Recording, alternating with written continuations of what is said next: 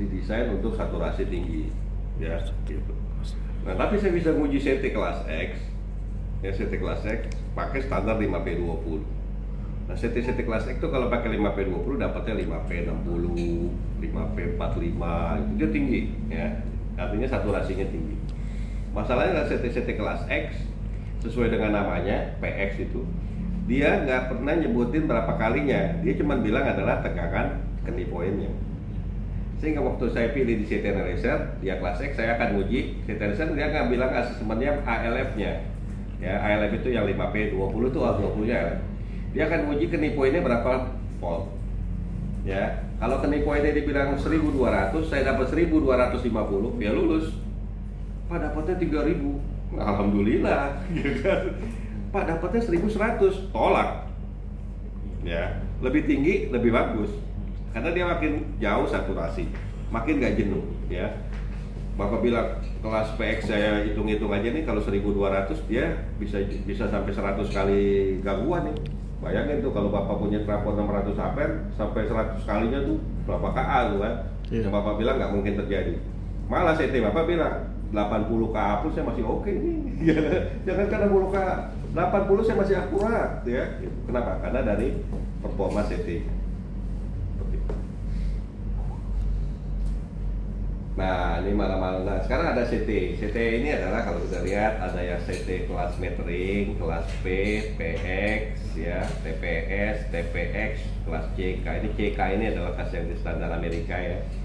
Tapi ini bisa diuji. Nah, kalau diuji sama CT Analyzer dia bisa sampai akurasinya 0,02.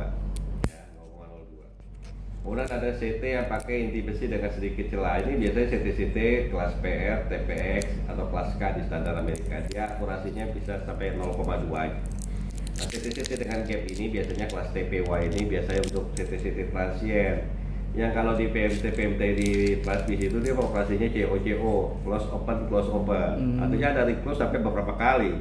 Ya, kenapa? Karena dia harus tahan sampai begituan. Kenapa? Karena begitu ada transient gitu, tegangannya naik, arusnya juga harus transient gitu. CT-nya jangan sampai pada meledak. Ya, makanya CT di desainnya ada gap sedikit. Inti besinya bukan seperti cincin utuh. Inti besinya justru dibuat ada celah.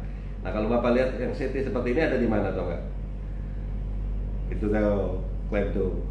Pernah kan? Tang ampere. Oh, tang ampere. Nah, itu tang ampere itunya gapnya, ini ada gapnya. Iya kan? Gitu. Ya.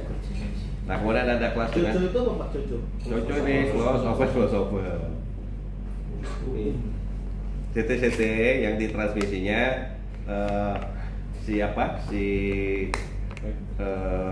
PMT-nya di desainnya boleh reclose. Kemudian ada inti besi dengan celah besar ini biasanya kalau CT kelas TPZ. TPZ nanti akurasinya cuma 1%. Karena dia celahnya terlalu banyak. Dan untuk CT ini memang kelas akurasi nggak ada disebut. Yang dibilang adalah tegangan. Nah, sekarang kita ngomong CT metering. Walaupun di sini nggak ada orang UP2D, nggak ada orang UP2B, nggak ada. Tapi ini orang proteksi. Orang proteksi sama metering itu sesuatu yang berbeda. Kalau saya jelasin tadi itu dari artinya apa? Ini dia pengennya akurat di kondisi arus nominal. Sementara CT-nya Bapak error ya 5%, ya. 5% di mana di nominal juga 5%, ya. Atau orang metering 5% yang benar aja, ya. Orang losses saja harus di bawah berapa persen, ya. Makanya CT metering dia belinya 0,2, ya. 0,5. Dia sangat penting sama itu. Kalau dia harus akurat di rentang beban standar. Dia maunya berapa? Kalau saya punya pelanggan 600 ampere, 300 ampere, saya pasang CT-nya 600. Padahal dia cuma separuhnya kan. Pelanggan saya 100 ampere, saya kasih dia 300 ampere. Nggak ada tuh pelanggan 300 dikasih CT 300, nggak ada. Ya, nggak ada. Ya, pasti dia bilang, pelanggannya berapa nih? Oh, sekian mega tuh. Pasang CT-nya berapa? 600 dah. Iya, jaga-jaga. Padahal kita tahu 600 itu cuma setengahnya. Ya, itu pun kalau misalnya dia lagi produksinya full, ya. Kalau lagi separuh lagi pulang kampung, dia cuma pakai seperempatnya, ya. Udah gitu kalau misalnya lagi liburan panjang, dia pakai cuma 0,1-nya mungkin. Gimana errornya makin tinggi, ya. Kemudian CT metering ini dia pengen cepat-cepat jenuh, Ya, kalau bisa dibilang apa? Karena kita ngukur arus nominal. Ntar kalau ada arus gangguan 60 KA gimana? Jangan masuk ke KWH bos ya. Relay boleh, KWH saya nggak boleh. Dia jadi pakai CT-CT-nya yang jenuhnya cepat. Jadi gangguan baru dua kali aja jenuh ya. Jadi begitu CT 2 kalinya gangguan udah jenuh, mau ada gangguan 60 kalinya kayak 100 kalinya juga dia cuma keluar 2 kali. Kemudian pengujiannya terutama adalah soal akurasi. Ya, akurasi di 5%, 20, 50, 100 ya. Kemudian beban ini paling penting. Kemudian dia nggak boleh underburden. Nah, orang proteksi pegangnya underburden, beli CT 100 VA dipakai cuma 10 ya. Orang metering justru nggak mau. Jangan gede-gede kalau beli ya. KWH saya udah elektronik. Dari switchjet ke sini cuma 3 VA ditambah KWH saya 3 VA. Udah beli aja dah yang pas-pas 10 VA gitu ya. Tapi begitu di pengadaan ya, ini kenapa minta 10 nih? Udah samainnya 100. Pikirnya kayak orang proteksi, makin gede makin bagus ya. Padahal orang proteksi itu maunya begitu, orang metering enggak, orang secukupnya aja ya.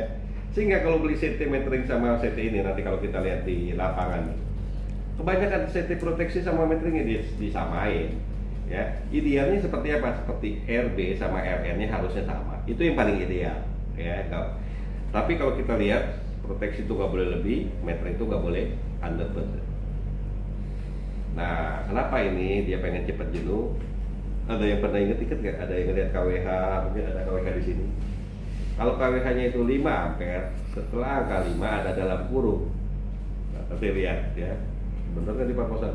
5 ada dalam kurung, ada tulisannya tuh 5 dalam kurung 10 A, 5 dalam kurung 20 A, ada lagi 5 dalam kurung 100 A. Nah, itu artinya apa? Yang di dalam kurung itu artinya arus maksimum yang bisa ditahan sama KWH. Itu biasanya 1 detik. Ya. Jadi kalau 5 dalam kurung 20, dia nominalnya 5 ampere. Dan dia akan happy aja mengukur 5 ampere. Kenapa? Karena KWH 5 ampere ini CT-nya tadi 600 per 5, padahal pelanggannya 300. Jadi dia cuma main 2,5 ampere. Ya, gitu. Tapi kalau tiba-tiba ada arus gangguan gede, hubung singkat di pelanggan, memangnya deh si arus gangguan bisa milih, oh kita pindahnya ke CT proteksi aja, ya nggak bisa milih. Orang sama busbarnya sama, masa bisa milih, ya kan? Masuk juga lah itu ke metering CT, ya metering CT-nya akan bilang, terserah gangguan berapa KA, saya mau nyoba 2 kali. Nah itulah di KWH di CT metering ada tulisannya 0,2 S, terus apa?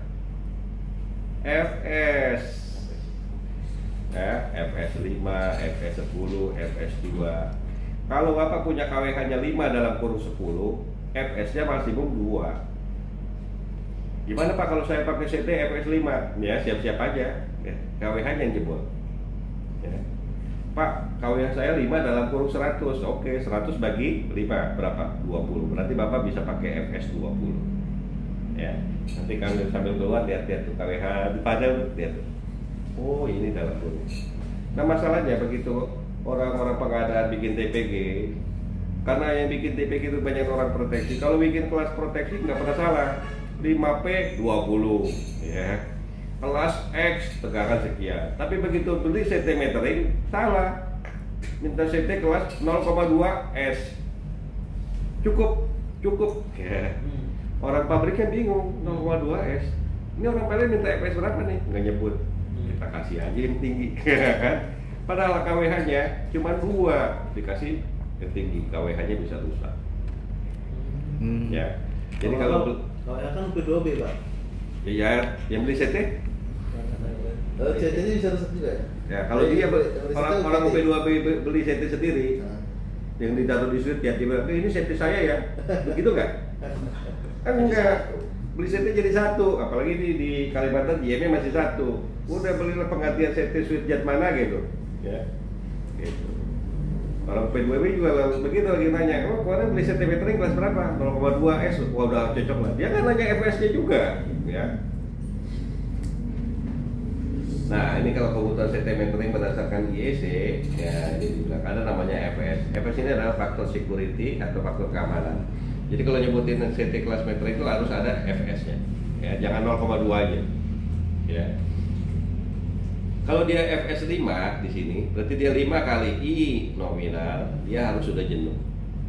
Ya. Kalau dia kurvanya seperti warna hijau ini, dia lulus. Sebab aku bilang, Pak, itu di atas 10% tuh, dia lewat juga dari 5, di atas 10% nggak apa-apa. Tapi dia di bawah 10% dari namanya ini namanya composite error. Ya, composite error apa nanti kita bahas. Karena begitu hasil uji CT analyzer, orang itu kebanyakan bilang error rasio. Ya sebenarnya ada namanya error composite. Nanti kita lihat. Nah ini dia harus yang warna hijau dia lulus. Kalau yang warna merah dia akan lulus. Pak, kalau kita tuh biasanya itu rasio nilai poin burden Pak. Kemudian itu terkait Handphonenya. Berarti PTM bisa di download di HP juga?